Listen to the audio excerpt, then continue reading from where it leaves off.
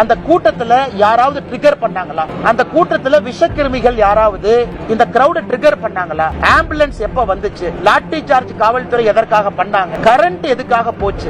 இந்த எல்லா விஷயத்தையும் சிபிஐ நுணுக்கமாக கண்காணிச்சு யாராவது உள்ள இருந்து விஷமத்தனமாக ஏதாவது செஞ்சிருந்தா, நீங்க கேட்ட கேள்வி. டிவிகே மதுரை ஹைகோர்ட்டுக்கு போயிருக்காங்க. உண்மையா பொய்யா, நியாயமா நியாயம் தெரியாதுங்க. கோர்ட்டு பார்க்கட்டும். ஒரு கூட்டத்துல ஒரு தலைவனை பார்க்க வரவங்க செருப்பு வீச மாட்டாங்கல்ல, வெளியால் தானே செருப்பு வீசுவான். செருப்பு எப்படி வீசுறாங்க? ஏன் கரண்ட் கட் ஆச்சு? இதையெல்லாம் கூட சிபிஐ பண்ணி ஒரு என்கொயரி பண்ணி முதலும் கடைசியுமாக தமிழ்நாட்டில் வேற எங்கேயும் இது நடக்காம இருக்கு.